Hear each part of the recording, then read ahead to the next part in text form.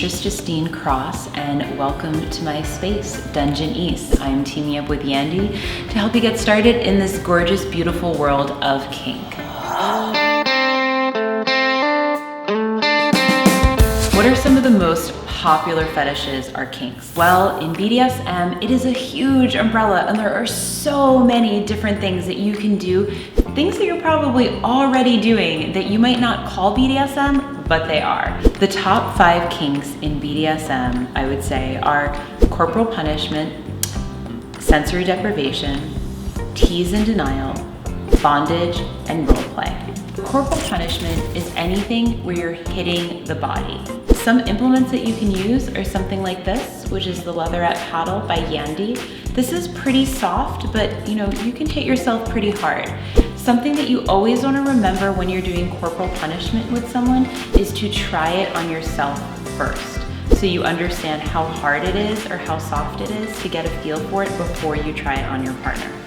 Something that I always remind people to do when you're hitting someone with an implement is, instead of using a gradient scale of light, medium, or hard, I use 1 to 10. With corporal punishment, some of the places that you want to hit that are really great are, of course, your bum, your thighs, your upper back. You can do arms, calves.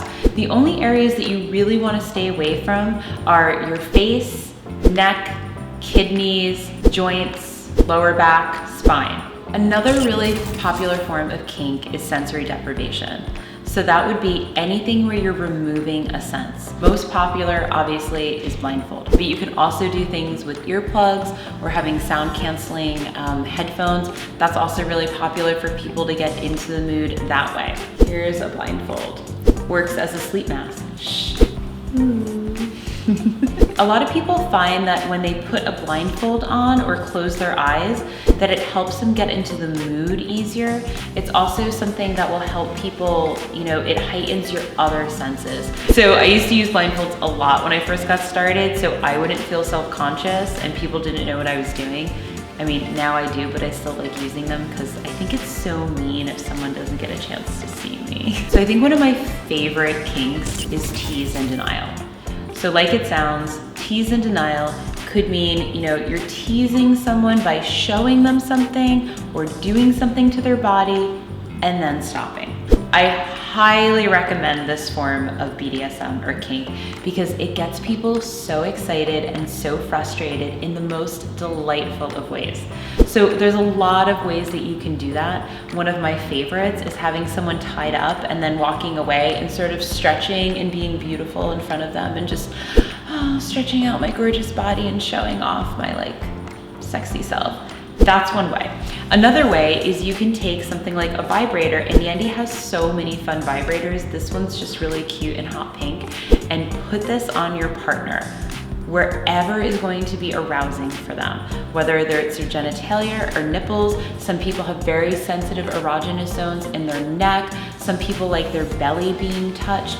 Find that erogenous zone, put it on for a little while, a minute or two, and then take it off. A lot of endorphins are happening, you're feeling really at ease, and again, this is just a really great way to tease somebody up. The third biggest one, I would say, is bondage. Anything where someone is getting tied up. You can use bondage in a variety of different ways. Here we have rope. You can also use cuffs. Again, this was another little tie that you could use.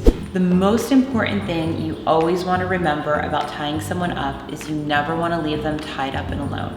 A lot of people feel even more submissive this way. A lot of people, it doesn't feel like either being dominant or submissive. They just love being tied up, or they love tying somebody else up. And that gets more into very fancy rope work like shibari. So you can do something where you're tying your partner's hands to bedposts. You can do that with their ankles too. They might just feel comfortable with just doing a 2-point tie, so just their 2 wrists. Or maybe they don't want to be tied down to an object. They just want to have their wrists tied either behind them or above them, and that's enough. Somebody wants to play. So another really big component of BDSM, the 5th most popular one, I would say, is role play. Some very popular ones are student teacher, boss secretary, religious figure, and disciple, superhero, supervillain, and then of course like fun things with animal play. Again, it's just always a nice way to get something started. I find a lot of times when I do role play with people, it's a story to get something started, but it's usually not carried out through the entire scene, although it can be. Again, it's whatever you decide to do. Important things to think about for role play is, again, figuring out what feels good to you in the role play, what things that you don't want to do in the role play, and also having some kind of signal like a safe word or a timeout if you need the role play to stop because you're uncomfortable or maybe it's gotten too real for you, which has definitely happened to me. Thank you for watching my top 5 kinks video.